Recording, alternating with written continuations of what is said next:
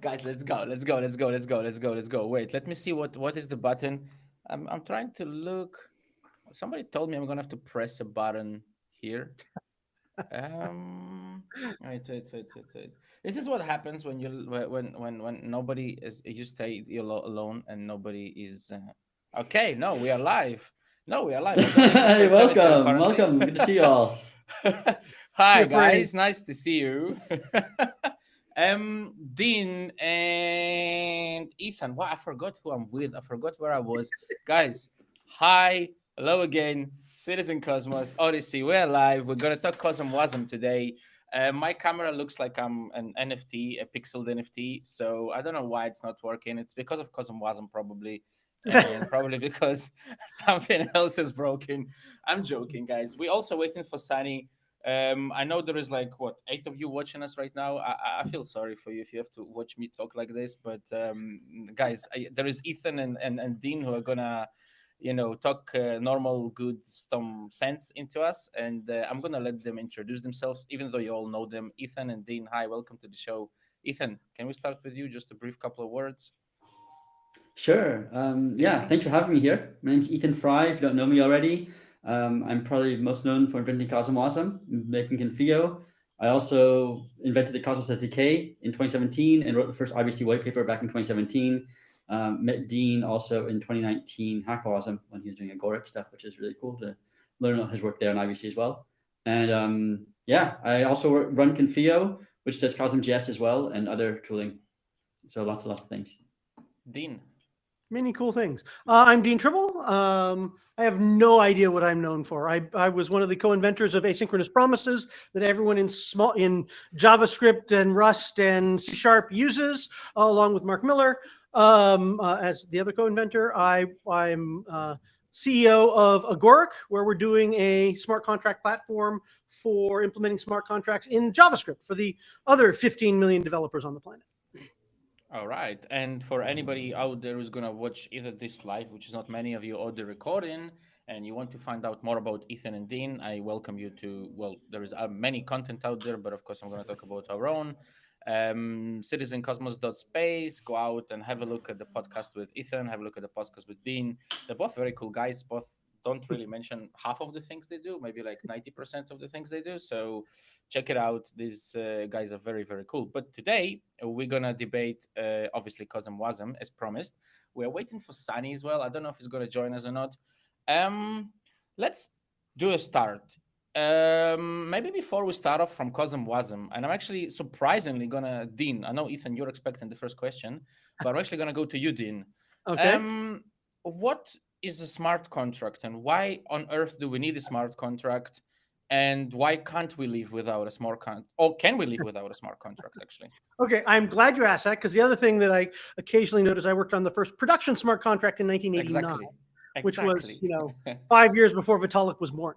So it is software that is enforcing the terms of a contract-like arrangement between third parties. There were plenty of people doing this. Was pre-web, this was even pre-internet, but there were software services where you could connect and you could buy something.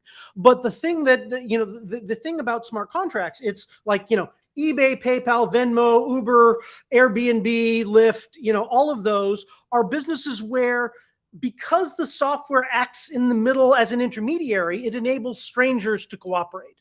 And so that was $1 trillion market cap across all these businesses before blockchain was a thing, right? Blockchain brings high integrity execution and credible execution, so we can get rid of those trusted intermediaries out of the middle that are, potential vulnerabilities like Enron, where they would slip trades in after the close of the business day, or the StubHubs that they do a great service, but they also take 35% or whatever it is. Being able to disintermediate there, where you can actually just rely on the software to run with high integrity, is what blockchain brings. And so we really need smart contracts. It enabled new classes of businesses that let more strangers in more places cooperate remotely with more people, and that just leads to more trade and a better world. Oh, Ethan, now, I mean, I don't know how old you are. I'm not going to ask if you were born before or after Vitalik, but much before Vitalik. So, well, let's pretend we don't know this. I must grab my water.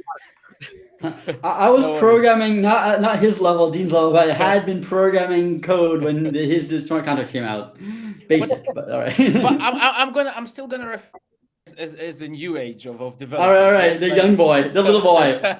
Yes, compared to we are same age more or less. So Dean has explained, like, I mean, I knew that Dean worked on one of the first, if not the first, smart contract what's considered to be, and this is why my question was to him, and this is like how he describes it. Now, what is your description? And the reason I want to hear yours as well, which is probably going to be similar, is because CosmWasm is one of the protocols that is for smart contracts that is known to have balls. And that is an interesting to have balls. You know, I have heard several developers say that, hey, we can use CosmWasm and implement that or that. Yeah, it's a bit kind of like risky, but we can try and do that. I mean, I don't know if this is just something that developers out there use, but anyways, I would like to hear your description of a smart contract and if it differs at all to what Dean has said. I think that's a wonderful description, Dean. So I think describing it in what it actually enables, like computer programs there. So I came in smart contracts on a blockchain. Like I heard on blockchain, what makes sense to me is basically it's removing that intermediary, removing that trusted third party, right? And there's not always you want to remove this trusted third party. So if you can automate it completely, if you don't need human intervention, there are times when you need human intervention, right? You basically, I want a person to make a judgment here. I need a person here. You actually need a trusted third party. There are places where you can't automate it.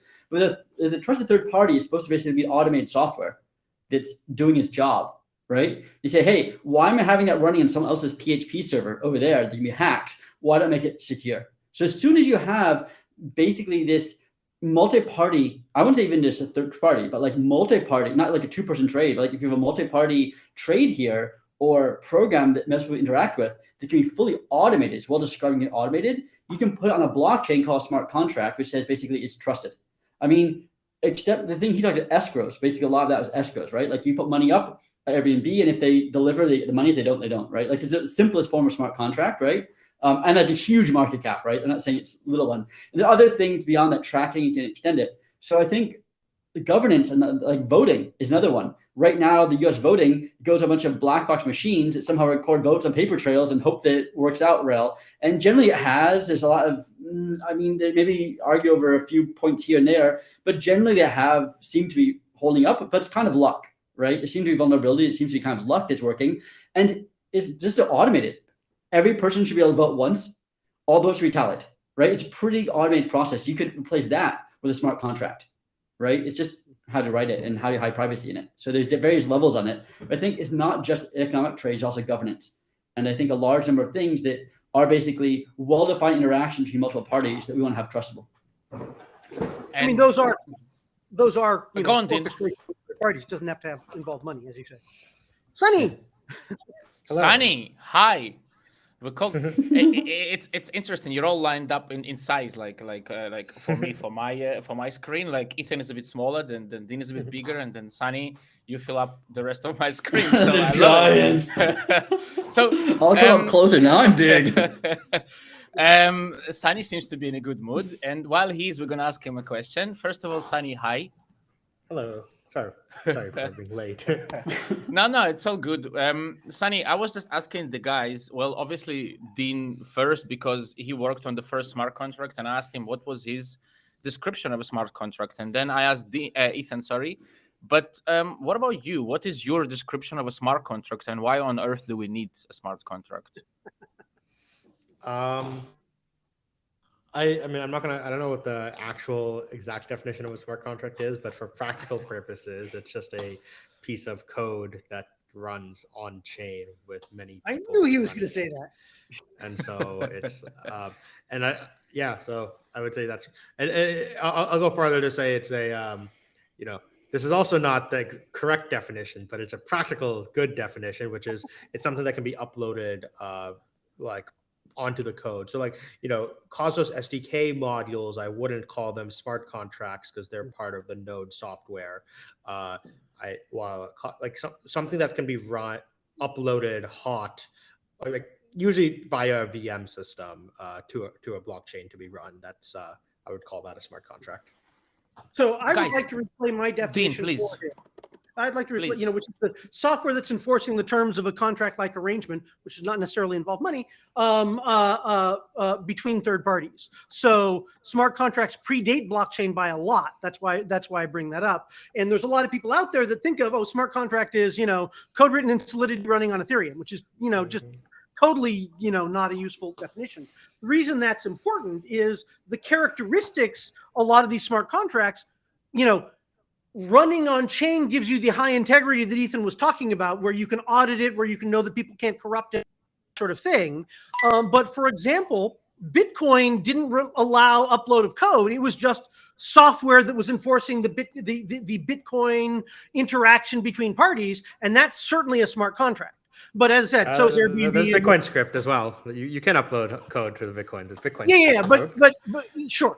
But even if you could only do transfers between third parties, it would still be a smart contract. It would still be something where you're relying on software to enforce the terms of engagement between strangers, basically.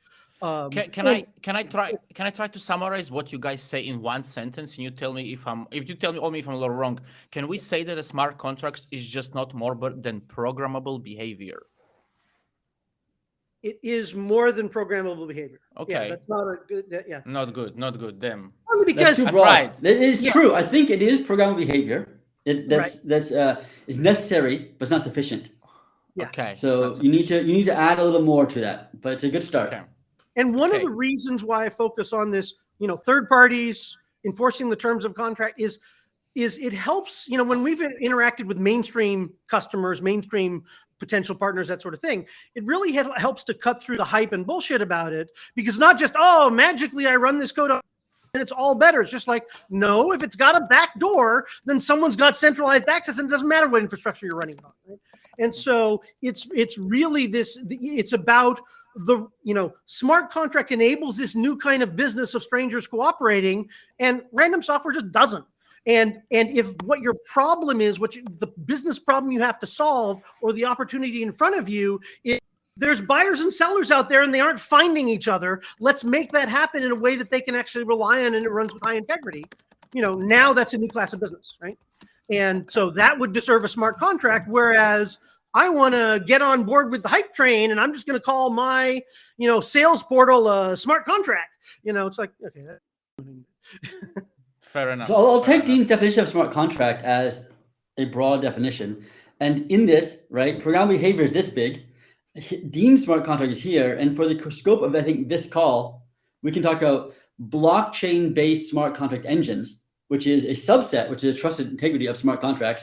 And I think that's what we're all working on. So I think it's good to make that. Like we can say, okay, we narrow it down the scope today. We're talking about blockchain-based smart contract engines, where we can run these smart contracts described in a blockchain. Yeah, but I like it. The engine, yeah. I like it that we have perfect consensus from the first minute. I haven't seen Sunny nod to that. So Sunny is in a perfect mood for consensus. I think in 10 minutes time he will come and he's gonna give us some consensus too. But guys, let me Dean, Ethan, back to you, because you're kind of like, in a sense, the star today. So considering we came to consensus now, more or less, why on earth aren't we all using the same protocol to write smart contract? If we can come to consensus, why do we need CosmWasm? Why was CosmWasm came to existence? Maybe talk a bit about how it came to existence as well, if you want, like maybe like a brief history of CosmWasm. I'll start a little before CosmWasm. So I think I'll answer mix the questions. Basically, the idea of doing blockchain-based smart contract engines came to Ethereum. This is an idea. It was a crazy idea they had, right? To take this idea of enforcing it using a blockchain to enforce this logic, right? Which is kind of being experimented with Bitcoin script. But let's make this real, so you can have like a DEX, an AMM, right? Or just an escrow account or a multi-sig, right? Enforce that on chain. So that idea was some crazy idea they had, never existed in the world, right? And they invented a whole new VM and a whole new logic, a whole new language, and they were trying to invent this whole thing. They also inspired a lot of other people, like Tezos tried to build their own language, VM and machine, and many other people, EOS built their own, and various people built their own too, right? I think they were the most successful because I think they had an interesting balance of first mover advantage and practicality. Like Solidity is a relatively simple language, right? whereas Tezos is doing stuff that's like everyone's like, what's going on here, right?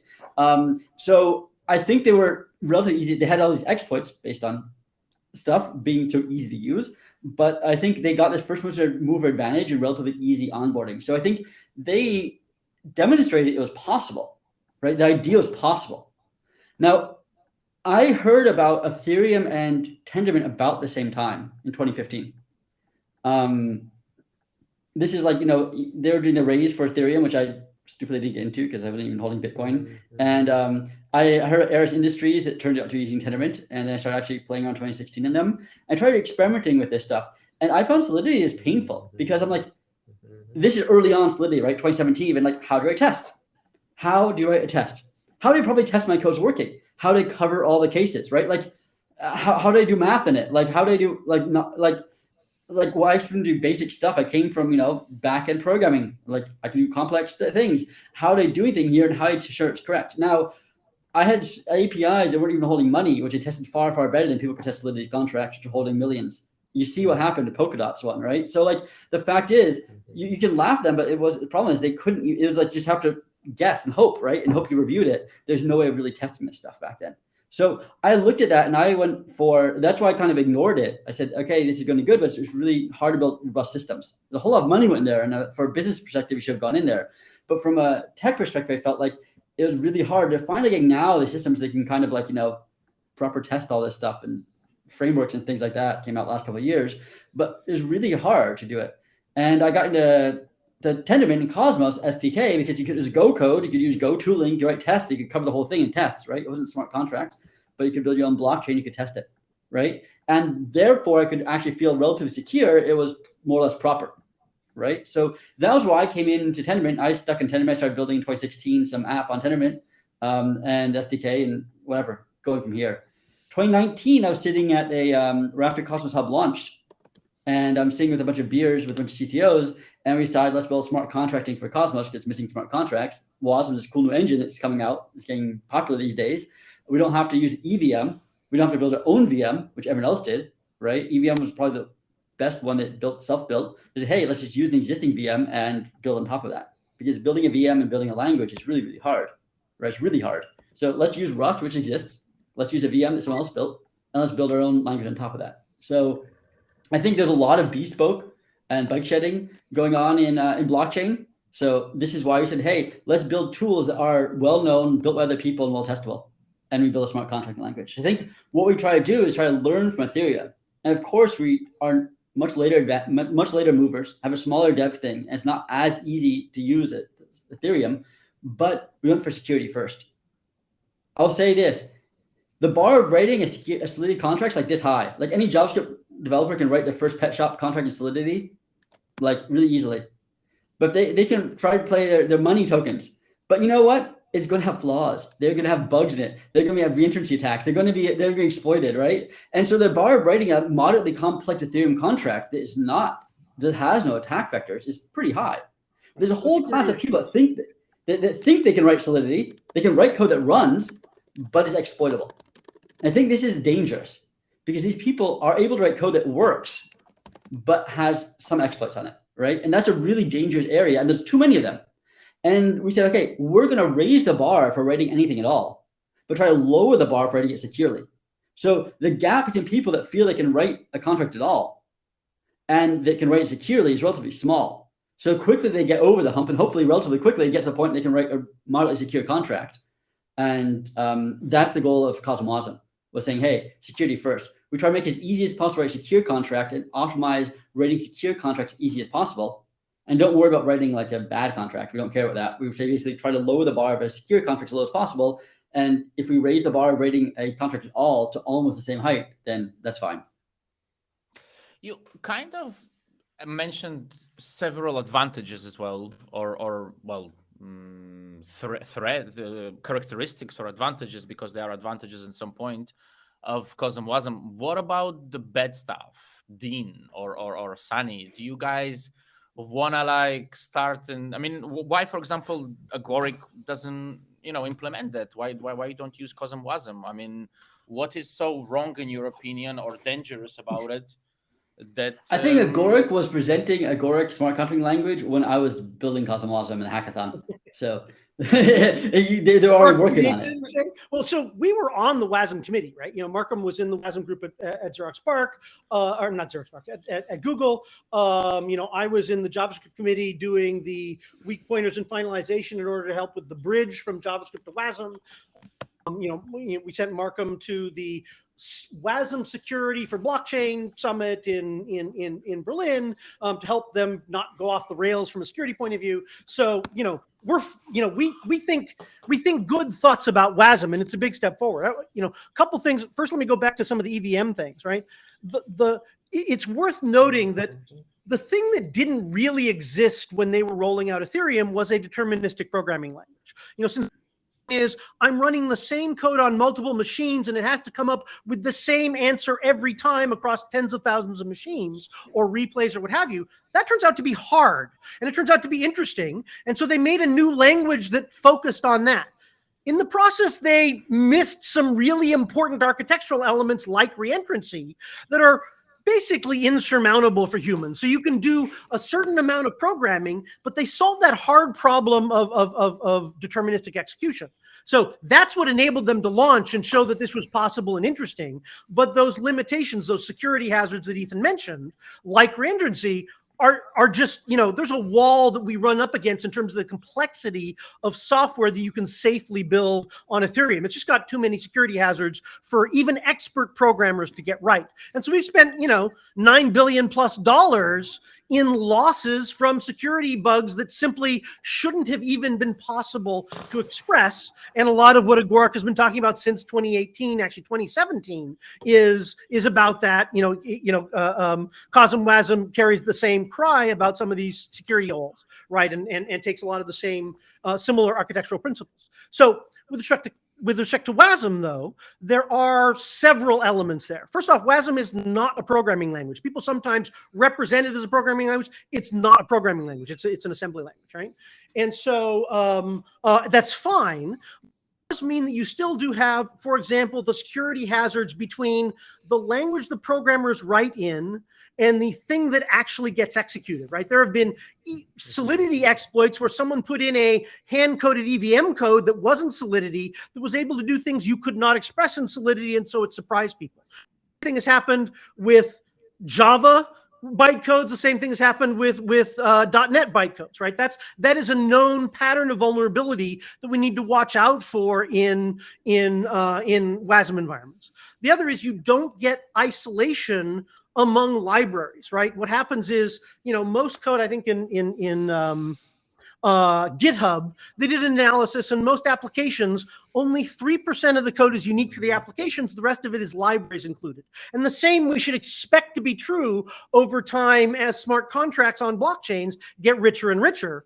But the problem with compiled systems like WASM, but it's true of others, is if you're compiling libraries that span multiple languages, you are completely vulnerable to the code of those libraries exploiting arbitrary access in the underlying runtime. What that means is anything that WASM allows you to do, a library that you call might do. And WASM allows you to look at anything in your memory and exercise any authority available to the entire program. So it doesn't give you grained access control within a composed application. That means you can't do smart contracts that run code for other people in order to do a query operation, or that have, that allow you to provide an expression to filter on orders that you're interested in, or provide you to upload a policy for your portfolio management. Now, you can go an awful long way without that. So I think WASM is great for blockchains, but it's great for, as he said, raise the bar as to what people can program in, lower the bar as to what it's to secure in, and that's really useful. But there are 15 million other programmers in the world, and our goal is to meet them where they're at in order to enable them to be able to do smart contracts as well. And if that, eventually we end up having a good interoperability layer, so some people can build things languages that they compile to WASM, and then we provide fine-grained orchestration in JavaScript. That's a fine world to live in, and that's the world we're currently in. Controls trillions of dollars. Ethan, before I let you return, because that's a lot to handle, I guess that was no. It's a serious talk, Dean. Like I mean, Yeah. you're going right to the heart there. I want to ask Sunny. Sunny, you are like today. Well, regardless of whatever people believe in or whatever their bugs, wherever their bugs are, you are today the most used and the biggest Cosmos chain. So you're there, and if you weren't there, you're the first IBC chain. You're the first chain that IBC worked with, right? Like for the end user, you're the biggest chain. So, what's your opinion on all this? I mean, you already have a DEX. You already like have an order book. You already, I'm pretty sure that there are probably some other developers and projects out there that are working on building some not just simple but probably more than simple stuff on top of Osmosis. What's your opinion on what Dean's saying? And are you okay with CosmWasm? Do you think it's dangerous or? Yeah, I would say so. Right now, majority of Osmosis is code base is written in like native Cosmos SDK and Go, and as part of the code base. So like the core functionality, like the AMM, even the order books that we're working on right now, these are all written in the Cosmos SDK. But we have the CosmWasm module on our chain as well, and this is there's benefits of using both, right? Like for us, I think there's like some chains that do like go like they only use the Cosmos SDK and that's it, while there's others that are like an extremely thin Cosmos SDK layer and like all of their logic is in CosmWasm. We kind of like are doing a little bit of both, and that kind of like came with some challenges, so we had to sort of create a lot of new tooling to make that feasible. But for us, part of it is our team is just way more experienced with the Cosmos SDK, so that's one reason. But there's also like I think a lot of like performance benefits and stuff. Like the Cosmos SDK gives you a lot of like far more fine-grained control right now over like how your database works, how your Merkle tree works, and things like that. While the beauty of writing in CosmWasm is you can kind of abstract that all away. The WasmD module handles that for you. But there are times that are maybe a little bit more performance critical, like an order book, where you do want to actually have a little bit more fine-grained control there. You can say like, hey, I don't want this data to be Merkleized or something like that. So that's sort of why we use Cosmos. CosmWasm is really useful. One, because it enables other people to build on top of our on top of Osmosis. It would be kind of crazy for us to like let other have like 20 other teams also like contributing core modules to the Cosmos SDK, because the Cosmos SDK is the example I give to people, it's like very kernel level code. It's like there's the beauty of a smart contracting system. Also, what it does is it does like a lot of security sandboxing that allows people to like upload contracts, and they actually have like proper permissioning systems, and it's easy to like easy to create boundaries of how these things call each other. Meanwhile, in the Cosmos SDK, all of this is running in a single Go binary, and there's like very little ways of actually like security perimetering like what's allowed to call what. And so that's one of the benefits of CosmWasm. The other benefit is it just makes it very easy to iterate very quickly especially on cross-chain things, new protocols over IBC. So, for example, we actually do now have our first core module in the Osmosis code base that is in CosmWasm, which is an IBC rate limiting module. And that basically, what that does is it says like, hey, only 25% of the IBC channels TVL can like be withdrawn in a 6-hour period. So this is sort of more to like prevent like hacks and stuff. But this is something that's like, it's not as performance critical, and it's actually something we want to be easily adopted into other chains as well. So writing it as a CosmWasm contract makes that really easy. On top of that, things like mesh security, right? Like we're writing this, with Confio and Juno as like a set of CosmWasm contracts, because, it just becomes way easier to like iterate quickly and let these CosmWasm contracts have a release cycle that's not dependent on individual chains. Trying to coordinate 50 chain upgrades at the same time every time you want to do an upgrade of mesh security would be really painful. Meanwhile, you can have CosmWasm contracts have their own independent cycles. The last thing I wanted to just mention really quick was going back to like the whole EVM thing. For me, the biggest thing that I find I really like about CosmWasm is that it is a message passing actor-based system, right? And that this is the big flaw I find with the EVM is it was designed from the beginning for like synchronous atomic transactions, and this is just not conducive to scalability. If you want to do any sort of parallelization, it's not well designed for this, and it's not very well designed for cross-chain contract calls. The beauty of like a CosmWasm based system is the kind of program paradigm it kind of forces on the developers. It makes it so calling a contract on the same chain is almost the same process UX as calling a contract on a different chain. And I think that if we're, it was a contracting system that was built for like cross-chain composability from the get-go, which is why, if you look at, there's way more EVM chains today, right? But like, you see that there's actually no real cross-chain composability going on right now. Like the closest thing you have is like token transfers across chains, right? But you don't have like a lending protocol in one roll-up calling a DEX on a different roll-up. But you're actually starting to see those types of protocols come into existence on the CosmWasm Cosmos ecosystem today. So that's what I think is the most exciting part. And last question to you, Sunny. Well, not last at all, but like, I mean, another question to you, because the way I see it right now is like, I think you could like kind of look like it. You have Dean and Ethan, who are like kind of the developers, and you're the client with the money. And you currently like said, hey guys, this is the advantages, this is the disadvantages. We use that, and we use like Cosmos SDK. We have CosmWasm, but end of the day, and you again, I know it's not how you do it, but you mentioned this thing is better for that is better for that is worse for that. But end of the day, what's the decision for developers out there who currently could be listening to this, or maybe they developing something of their own. They're thinking, okay, I've heard the trade-offs, but I'm still not hearing the bottom line. What am I using to develop my application? What do I do? I mean, are you asking why did we choose CosmWasm over Agoric?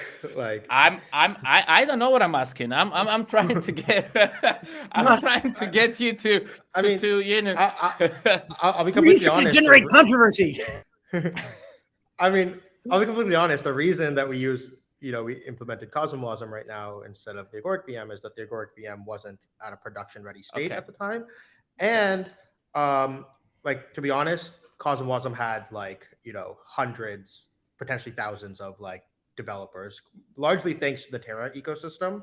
But, it being able to onboard those developers, and especially after Terra collapsed, it made it, Osmosis was like sort of the first place where a lot of those developers decided to go. And so that's was one of the main reasons. Fair enough. Ethan, do you want to return to any of that? I mean, all the security issues that Dean and Sunny mentioned, and composability, and just to be clear, I wasn't hammering on the security there. That was about limitations, but the security stuff that they've done is really interesting. So I think I'm going to say a few things on the point, and then go to Agoric. I think the point IBC, I think, is amazing, and I really want to go this year now. We've been kind of bogged down, confused on other things, but really looking for 2023, starting on focusing on mesh security, focusing on other IBC stuff, and IBC contract to demo that this year. A number of things. I really think that is a place it shines. This just in general smart contracts, right? It's really meant that it's pretty easy moving contract multi-chain, and I think that's really, really a key feature of it that we're going to have. I'm not saying Agoric doesn't have it. I'm saying it's really powerful, much more than the SDK, right? I think this idea of compiling thing that Dean said is true in a way that it could, if some library was exploited in your supply chain, you compile it in, it could do something. However, if you have a Go library in SDK that's exploited, it could potentially, use an unsafe pointer and do anything it wants anywhere in the action and write database anything, right? Change consensus nodes, and use. if you have unsafe code, you basically can unwrap that Go story you have, dig up a few levels into the pointers behind it, and find out actually the main storage interface and write to any pointer or any interface anywhere, right? Like, it's not that hard if you have some unsafe C code plugged into some somewhere of your supply chain, right? However, CosmWasm, if your contract supply chain is corrupted, your contract will behave properly, but it will not damage the chain. It will not damage any other contracts. Right, so it's isolated when you compile it in, and you lock that your supply chain. You lock the cargo lock. So when you compile it, you lock exactly which version of which things you have there, right? And yeah, there's due diligence. And if one of them happen to be corrupted, your version of your contract will be corrupted, right? But these contracts are behaved as external actors, basically, so they cannot move anything. They cannot move token. If you never sent a token to the contract, cannot actually move from anyone else. So they have no permission more than normal account. They only have things like a CW20 token. You can move the tokens in that account, but you can't change anything else in the system, right? It can't move any bank tokens. It can't change the DEX. All it can do is move its own token balances in its own CW20 contract. So that's, I think that's a nice sandboxing. We have pretty strong sandboxing, right? So the WASM code is heavily sandboxed, and that makes it safer, right? So it can have a bug in it, but that bug won't affect anything else except that one contract, right? And so Dean has a point that you can't see all that code. You can't verify it all. But I think there's a pretty good supply chain in Rust, and I'm not saying that never will happen, but yeah, we should do a little more supply chain analysis.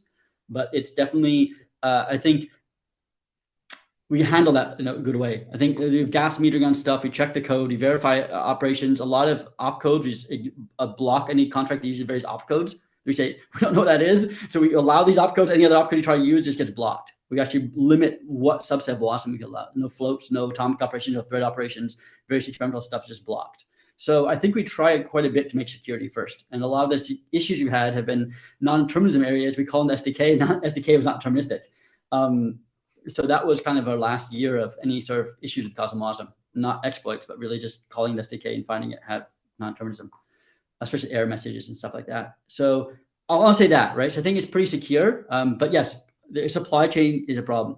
But the point that Sunny said, I think it categorized it really is, one, it was production ready. I mean, Terra and Secret were using that in 2020, September 2020 already, right, on mainnet. And we didn't think it was ready. We said it was ready like October 2021, 1.0, right? But like whatever, right? So, but people had been using it, and it has been tested, it has been adopted, and we have hundreds or possibly thousands of developers out there, right?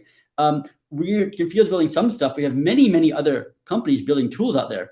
We have some people building a Go language compiles down to CosmWasm. Some building assembly script that comes to CosmWasm.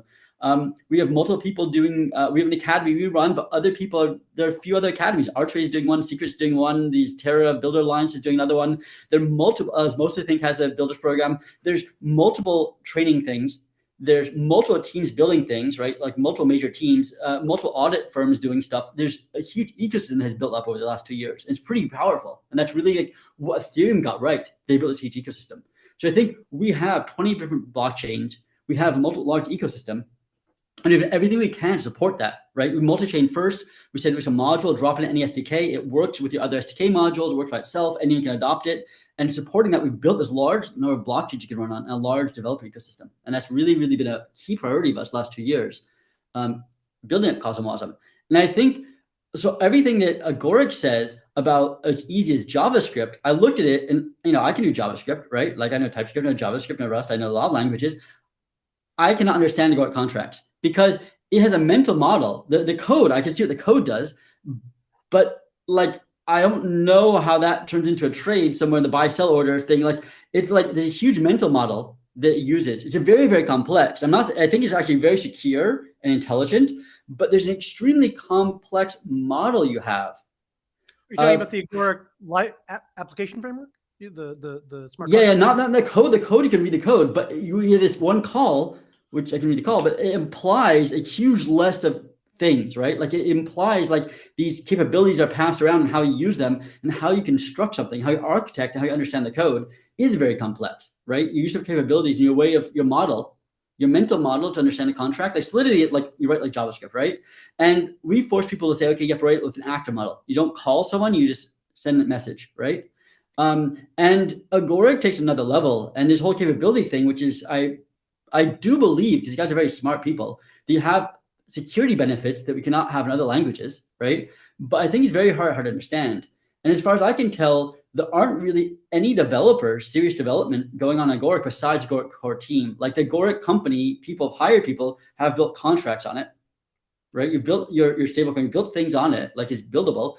But I feel that although you say it should be theoretically, it's in JavaScript, so it should be very, very easy for hundreds or thousands or millions of developers to learn it. It seems to be a very high barrier to entry. And I won't say they spent more than 2 hours trying out, but like it felt hard. If we're going to shift gears, let's shift gears, right? You know, there's programming JavaScript, and then there's the application framework. Our focus has been to get up until, you know, we launched IST in October, and now we're getting the next release out. Our focus has been build the framework where we're focused on enabling the stuff that we need. Next year, we'll be ramping up the programmability for third parties. Now, there are, you know, somewhere between 6 and 10 groups outside of Agoric that have and are building applications on Agoric, and that have, you know, 5 committed to roll out on mainnet 2 when that's available, and everything from liquid staking to NFT rentals, to hierarchical NFTs, and portfolio management, all those sorts of things. So the model you're describing, you know, we're building the documentation for it, but it is actually selected because it is a component model that is familiar to the millions of developers that build in things like React, right? And so that does require a little bit of coming in actually through the, you know, through the tutorials and process in order to get up there. But that's partly not an artifact of JavaScript that we chose to use that component model, and we'll be able to support multiple different models, but it is an artifact of JavaScript that we're able to create a component model. The goal there is exactly this, you know, the power and the thing that makes JavaScript, you know, JavaScript is, you know, the most popular language, but it's not because of the language, it's because you can do these component frameworks like React and Vue. And so, you know, property rights and assets become bearer things that are just objects in JavaScript. And I can say, you know, account deposit this new hierarchical NFT thing, and it just deposited into a person. All the JavaScript abstractions that people build for auctions just work on this new kind of property that I defined. And so you get much more ability to safely compose the work that other people did to build richer and richer applications. I mean, right now, applications in Solidity are incredibly simple, right? A giant Solidity program is 1,000 lines, right? You know, and there are larger ones, but they start to keel over in terms of their complexity. In non-blockchain circles, that's a comment. I mean, you know, there are modules that are 70,000 lines. There are applications that are millions of lines, and Solidity just can't support that kind of complexity.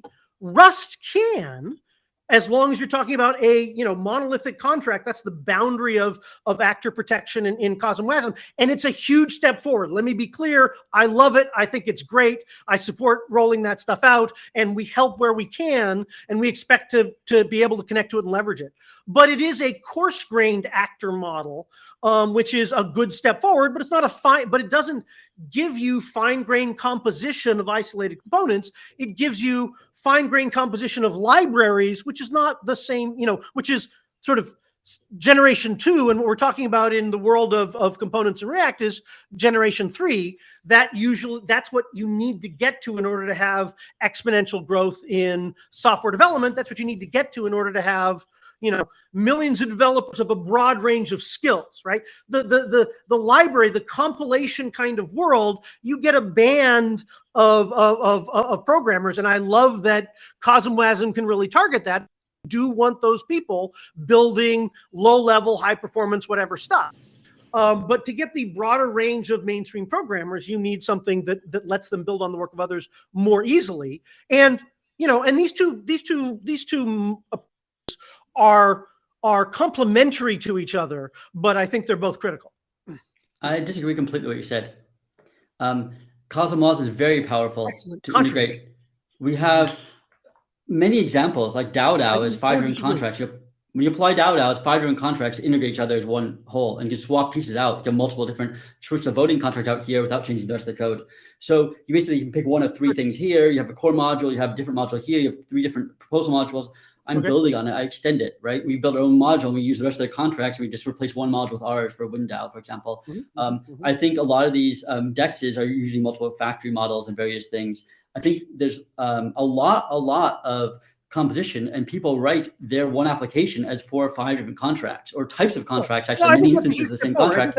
And there are ways of testing it. We have whole test frameworks meant for testing native Rust code that runs extremely fast, not upload the blockchain, see what happens, but actually get really low level access with multi-contract composition, right? And then you can test it. And so, yes, in some level, it's saying, okay, we don't have the framework is enforcing access control, but a contract is. I receive a message. I have to verify that who sent the message is the person, right? Well, I know who sent it. So I say, okay, is that sender actually those is authorized, right? So I can authorize one owner. I can authorize a holder, I can authorize various things, right? So the receiver contract has to authorize it, right? So the access control is done in that one. I think what you're doing in Agoric is a different thing. So the framework kind of manages access control in a different way. So that's it. You don't have to think about it. But like, hey, if you explicitly inherit access control in your contract, and so this is a debate we can argue on that one.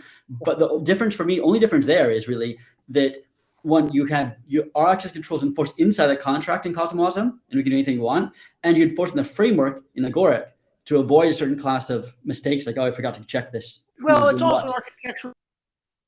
So the componentization you're talking about is good. It is an important advance. It is an important improvement. Reentrancy makes componentization really, really challenging in Ethereum. But the security model you just described, the 2 elements of it, which is you got to do it yourself. So it's approximately the equivalent of blacklisting rather than white. Also identity based, right? You're enforcing access based on who called you, and we know the limits. Other architectural issue like reentrancy that has strong limits on composability. You can do coarse grain components, 5, 10, the pluggable strategy module, which really is a big step forward. I don't disagree with that, but you do have a recipe for what are called confused identity attacks, where because you're enforcing based on identity, there's this class of attacks that the Pauling network expert was use confused deputy attack to enable reentrancy in Ethereum. Can you explain a little bit about that same vulnerability? Can you walk through an example of what a confused deputy attack is? Yeah.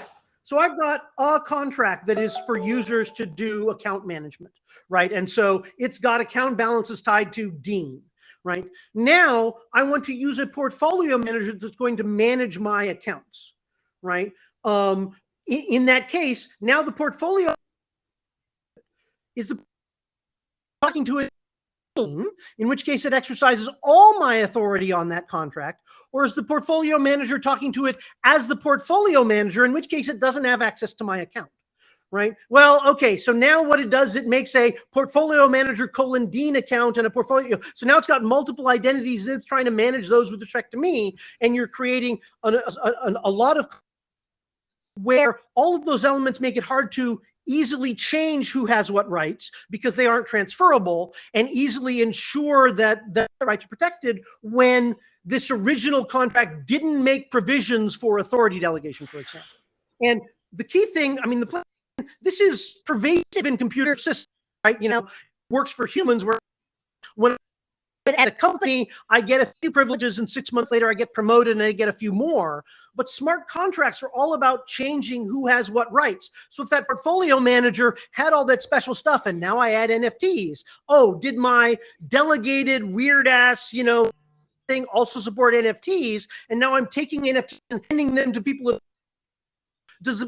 Have I built in all the functionality to do that? Well, no, because bearer instruments are not a first-class thing. When Ethan talked about object capabilities, that's just at a user level, at a programmer level, that's just object. Weird magic where he was probably digging into the implementation to make it correct across an operating system and across a network. But the experience of it is, I've got an object that represents an NFT. Here, Sonny, it's yours. And you take it and deposit it in your purse and you're done. And now you've got the NFT. That means that you could, take your authority on an account, give it to a portfolio manager, and now they're managing your account for you with all the authority you had on that account, but not because but because you gave them the key, right? It's like, I give you the key to my car, you can drive it. I don't have to register you and add you to the license and call up my insurance company. Hey, Sonny might drive my car tomorrow, right? I just give you the key and you drive my car, right? And so it is, once you start composing things, you get much finer grain composition and much. The risk of composition without this is you start to get to a threshold where the security risk of these bugs goes up non-linearly the more componentization you have. And you haven't gotten to that complexity yet, but you will. So I've, outside blockchain, built several 100,000 line applications, right? And we didn't need this thing. What you're talking about is actually a case. So there is a case, and I'll grant you this. The case you're describing is easier in Agoric than in CosmWasm. But I think this case is not a common case. It isn't for thing. It's basically what auth-z is doing, right? This is if you're using Cosmos SDKs, auth-z tries to do in a kind of buggy way. I agree. And we do that in CV20 tokens. So like, let's say this, and this is currently how it's done. And I think it's done, I think you're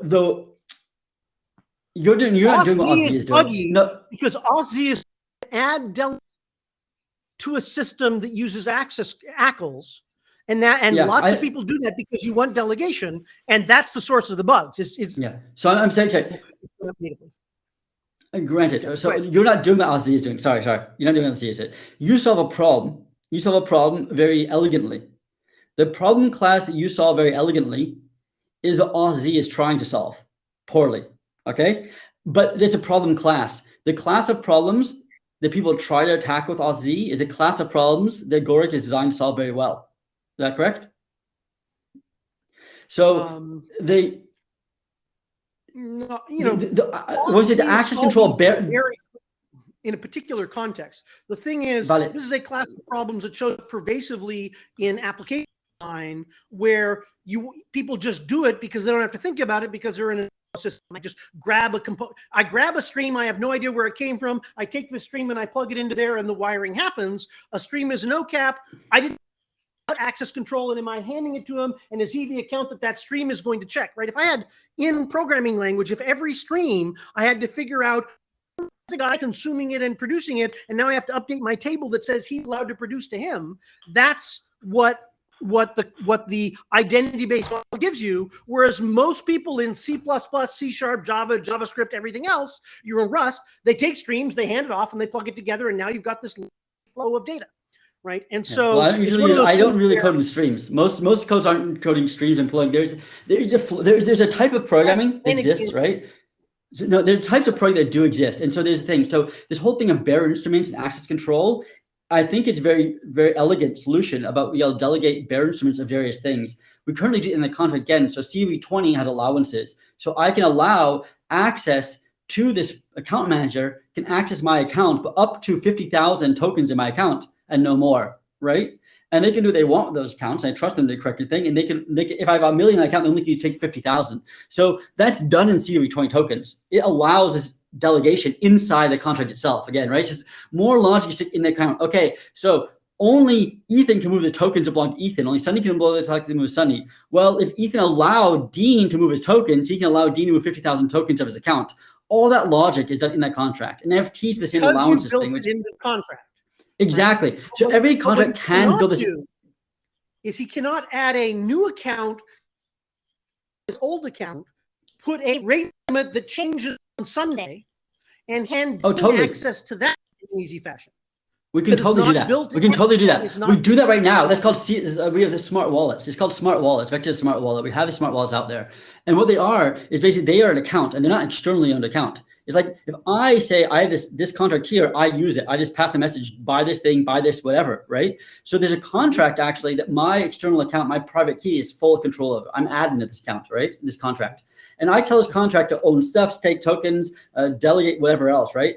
I own this contract. I can upgrade this contract. I And maybe I have social recovery for this contract, so my key can get, and then the contract knows that has social recovery on it. So Vectis is doing this, for example, right? So you can have that stuff. And rather than me directly my external key interacting with the contract in the beginning, I make a smart contract that is this point. This smart contract, which I control fully, I can then tell it, okay, allow whatever rules I want, I can program into the smart contract, right? So the delegation bearer instrument rules I put into my own smart wallet. My smart wallet can do that. People are working in different frameworks for that. Now, that's granted. Those frameworks right now are still on this access control list basic idea or allowances idea, right? We're still building on that idea. But we've abstract out. So first of all, I said, okay, we have a few different cases. We have allowances built in the contract. But that's not enough. So if I'm going to allow someone to trade by DEX LP positions, like, you're not going to put it in the DEX, right? So people are working the smart contract, which is basically a contract that I can control. It represents me on the blockchain, but I also, this contract can delegate partial authority, right? Now I can write whatever I want there, and Sunny can write whatever he wants there, right? So this is one thing we got people are working on. People are building it. They exist. We could build any sort of capability object, pass these pointers around, so that this concept could be constructed. No one is building it currently. I think if the Agoric model catches on and people get it, mental model, I think a lot of that could be ported into CosmWasm libraries. I think it's not impossible to bring it in there as components, right? Like rather than this, we just pass different ownership, and this concept could be handled in some sort of smart wallet, right? This smart wallet thing, which is my proxy basic identity here, could have this sort of bearer token representation inside of itself, and we could build a contract as my blockchain identity, which is actually a contract doing that stuff. So I think that's actually where we would like to go, and people are starting to move in that direction. We definitely have not got nearly advanced as you guys have gone, but I think it's not fundamentally able to do it. Sunny wanted to get a word in there. So. Yeah, Sunny, I wanted to ask him something too. Sunny, let's say if we were to obscure for a second from the composition framework models and whatever the structure of the protocol is there a possibility where you've seen like projects like your own, again remembering we're talking about the biggest project in Cosmos now, where they use Agoric in the future, right, and CosmWasm at the same time, just for different things? Yeah, I mean, as long as if there's a set of users that sort of demand that would make sense.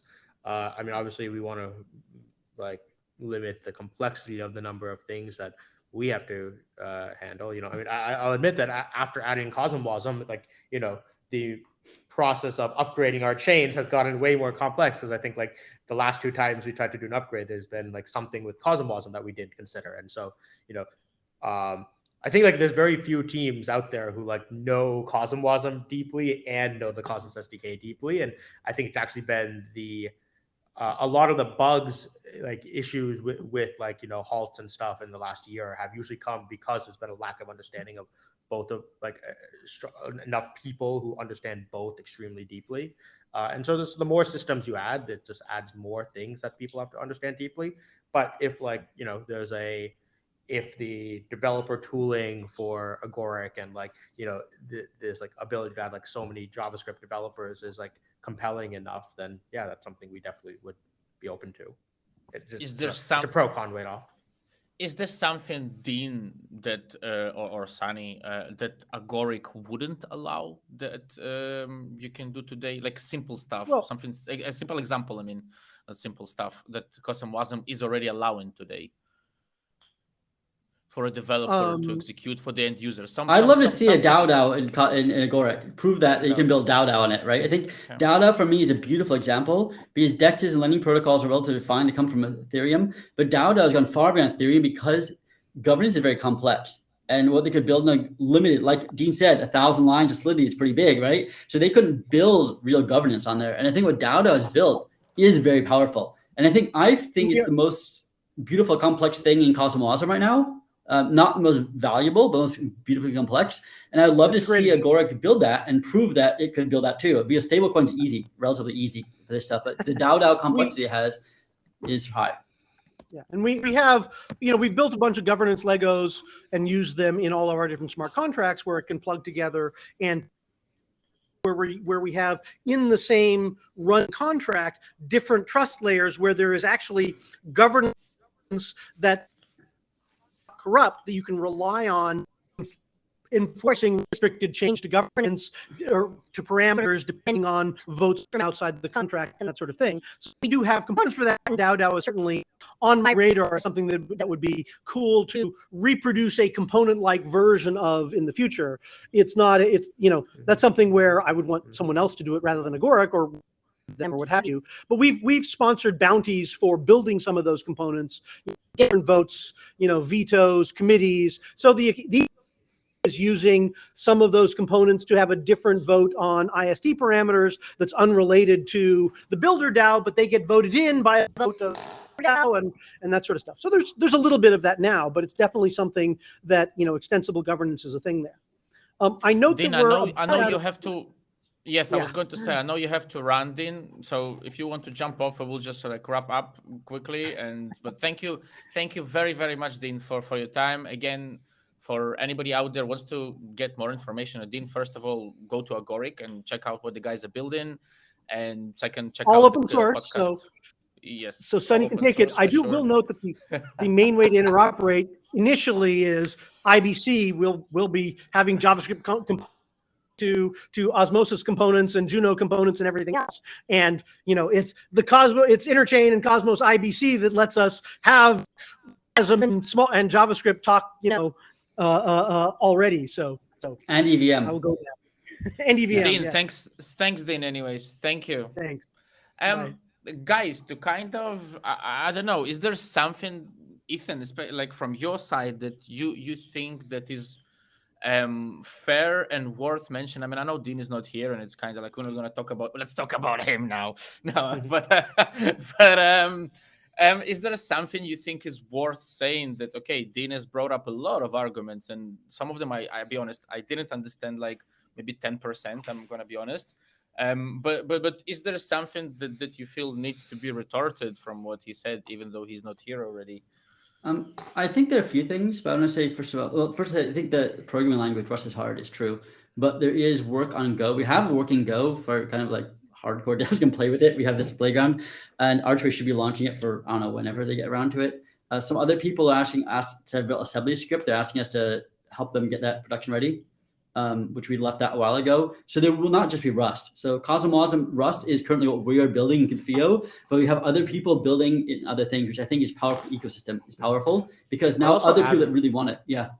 I also had one thing that I learned Rust for the purpose of doing CosmWasm development.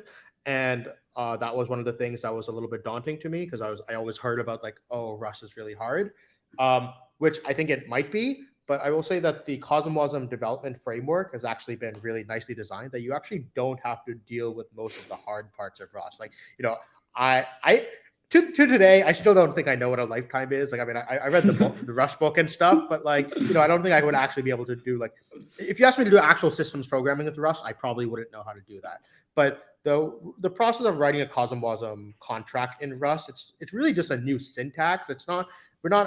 You can get away with being a pretty, you don't have to be a professional Rust developer to start writing CosmWasm. So that's, kudos to the entire Config team for how they designed the entire contract writing process. And just cool, thank you. That's actually, no, I think that's a very good point. A lot of people, we need beginner Rust, beginner, intermediate Rust, right? You have to understand the syntax and how to call things, what at, mute, and at is, but all the lifetimes shouldn't have to mob generics. We have some generics leak into the few places, but you can try to ignore them sometimes, but some things you need to use generics. We try to hide almost everything you could. If you look inside our code libraries, we have lifetimes all over the place. We have generics, we have all kinds of stuff inside our libraries. To make an API that should not have to be hard, right? We put the hardness into libraries to make the API easier. So there's definitely a lot of work to basically say, so if you're going to use it, you should be able to use relatively simple Rust, a very, very simple subset of Rust. You can use more if you want, but you only have to learn a subset of Rust. So I think that is very good point. I literally learned it for a hackathon. So it was a 1 week hackathon. And so if you know Go development or any programming language, you can learn enough Rust to do CosmWasm development within a week. I just wanted to say to everybody, to any developer who is listening, and at this point to the recording, and if you want to learn CosmWasm, area52.io, guys, a really fucking cool website developed by, I forgot who it was developed by, I'm sorry. Archway with that one. Archway, thank you. But really fucking cool thing, and really helped me and help, for example, we're building an NFT game now, and we are actually using CosmWasm. So, and the developer, well, we're using Bostrom, so we're going to be using CosmWasm. Cool. And the developer, my developer, didn't know not just CosmWasm, but he's not a smart contract developer.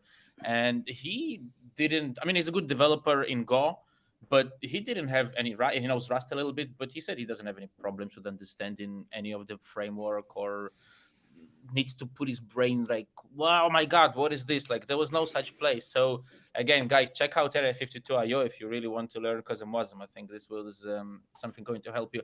I have a strange We also have question. Academy. I understood academy.cosmwasm.com. Putting classes on there. I think area250 is awesome. It goes through a little more detail on all the steps. So if you want to get a deep understanding of it from basics, everything, you'll get a full understanding on how to use something, what's really inside of this. It goes to that. So I think it's a really good class as well. They complement each other.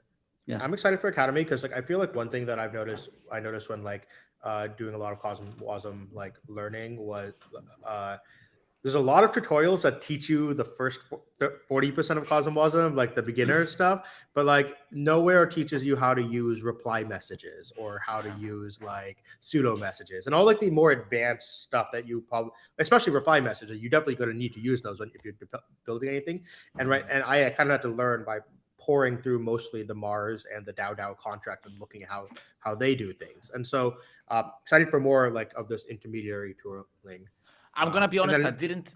I didn't know. Sorry to interrupt you, Sunny, about the Academy. I'm gonna be honest with you guys. I wasn't aware that it actually exists. Like, here we go. Yeah, it's an opt-in. It's you have to sign up to get it. We're starting the second cohort. It's kind of been trial run the first one.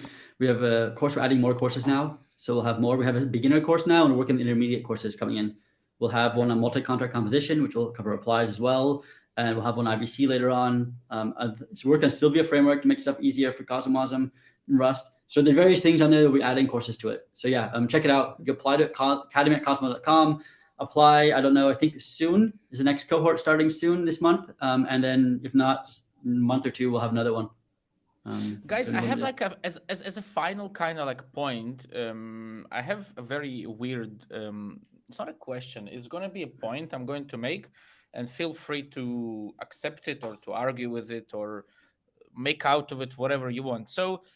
I'm trying to use the correct words here. So, I mean, considering proposal 82 and considering that, you know, we in the Cosmos ecosystem, the greater Cosmos ecosystem, there is a lot of groups.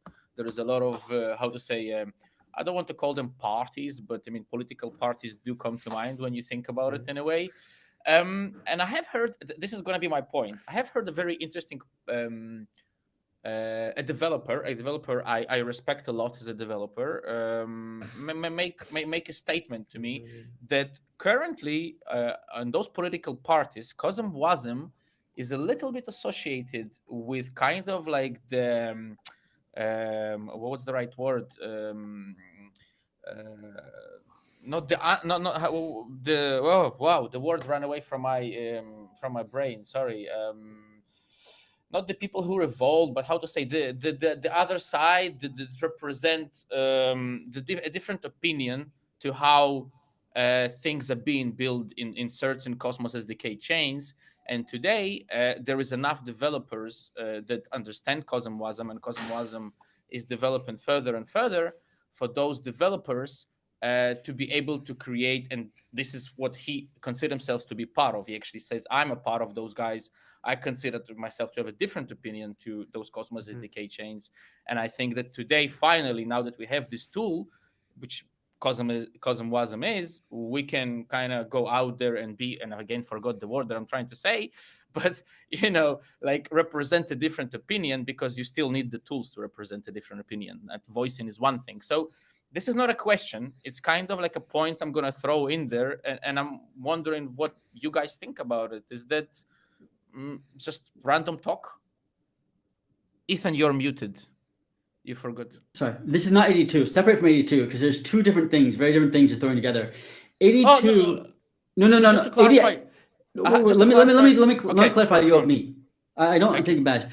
82. There's a fight between, I would say, two old guard of the Cosmos about the future of Cosmos. You have like Ethan Buckman and Zaki on one side, and you have Jaquan and some others on the other side. They're arguing the future of the Cosmos hub, right?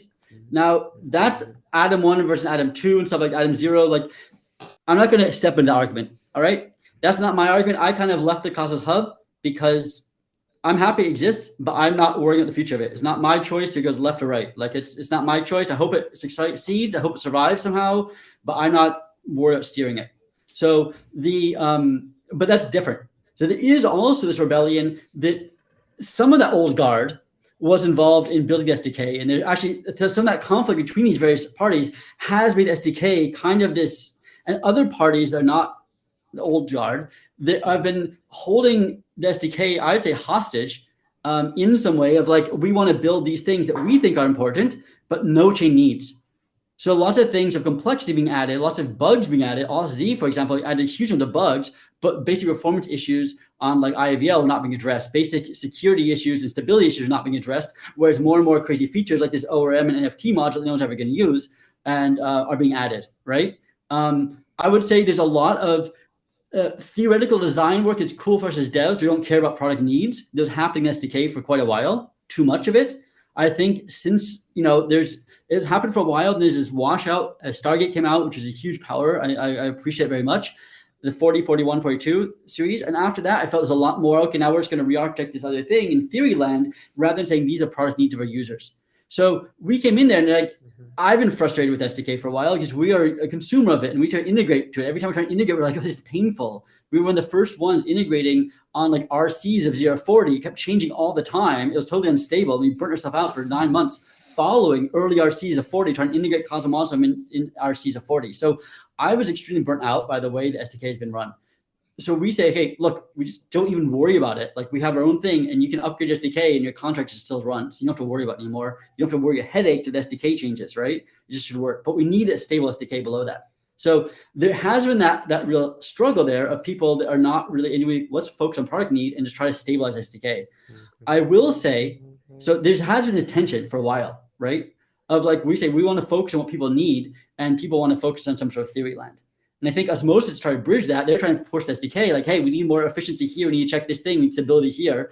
And they're pushing really hard the SDK, saying we need these features now. And some larger chains, I think Caro's also pushing there, but in their own forks, and Crypto.com, their own private forks, probably pushing for things. We need these things now in SDK. We need state sync. We need these other things because we need them. I think the current SDK has gone in the last 6 months a change of management. It's undergoing. I think the current SDK team is a lot more responsive. I'm looking forward to 47. It seems to be a lot of cleanup, a lot of stability tests, a lot of performance improvements, a lot of things focused on, hey, not adding new things on top. Let's make a foundation is stable for everyone. And there's a lot of look like, hey, the SDK should be adding a million things to the team. You can add modules. Hey, different chains add modules, chains add contracts, change out what they want. But we need to have a stable foundation. We need a secure, stable, performant foundation. That's what our job is. And coming back to basics. And so I will say the last 3 months or so, 6 months, I'm not sure it's been transition, they seem to be coming back and focus on basics. And I am looking forward to working with them in a way that, hey, the core SDK team will focus on basics of stable basics we all need, because CosmWasm is on SDK too, right? We want that basis stable. And then if you want advanced features, your chain can build advanced features in SDK module or as a CosmWasm contract. So I'm looking forward to that. But for a while, it was kind of ignore the needs of the consumers, which I think was really, really counterproductive. Just to clarify, I wasn't mixing up. I was referring to 82 as a reference to, like, I know maybe it's not correct, so thank you for correcting me. But I was just referring to the rebellion kind of. That's the word, rebellion. Jesus.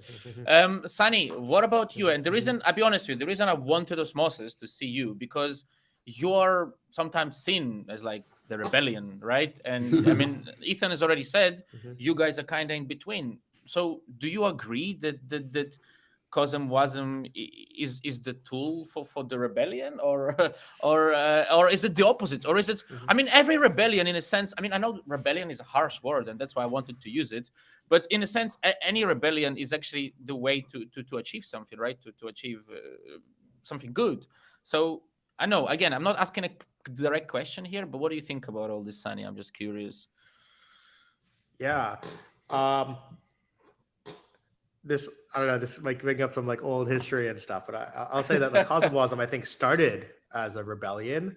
Yes. Like, so, back in the day, like when I first joined, like there was like Tendermint, there was like two versions of the Cosmos SDK. There was 1.0 and 2.0, and it was like Frey was like part of all in bits, and like Jay and Frey would get into like lots of debates about like how to architect stuff, and I would say Frey was probably right.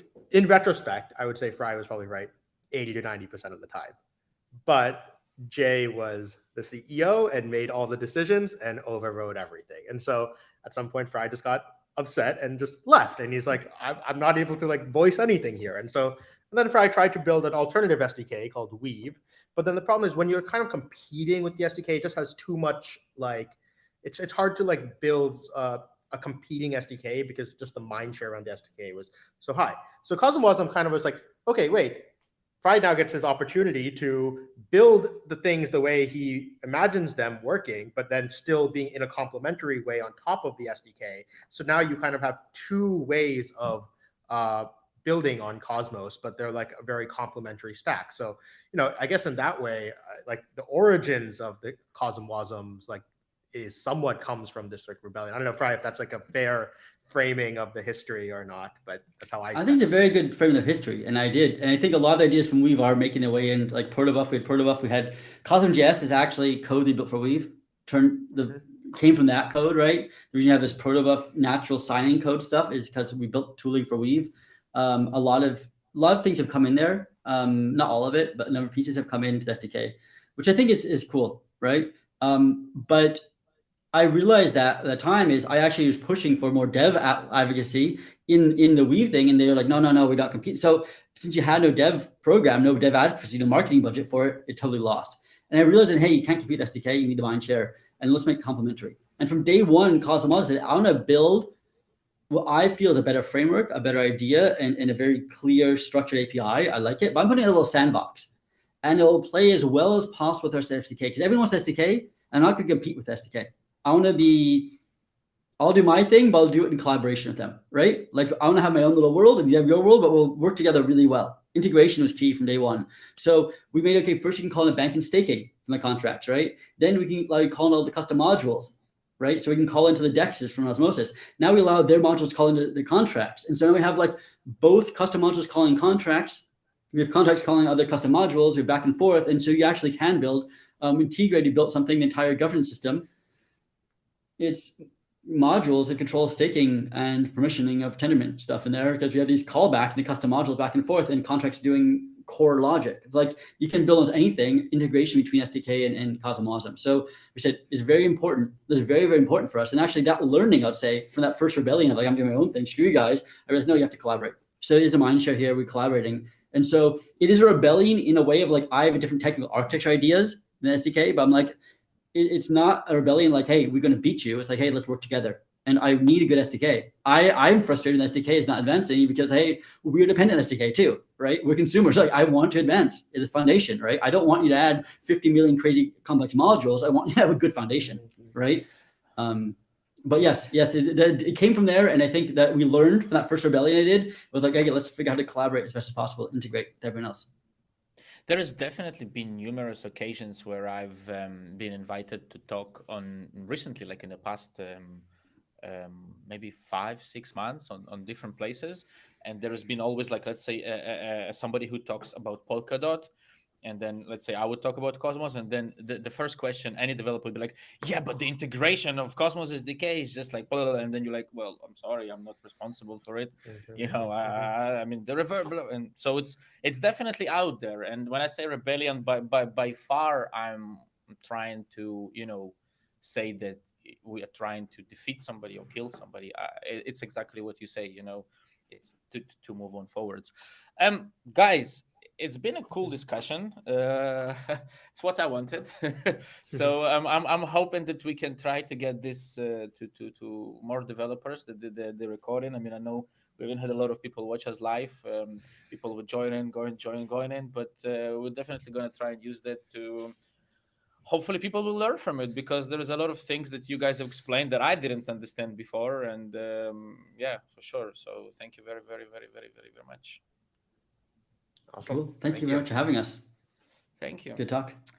Okay, guys. Cheers. Don't hang up, please, yet for a second. I'm just gonna stop the recording.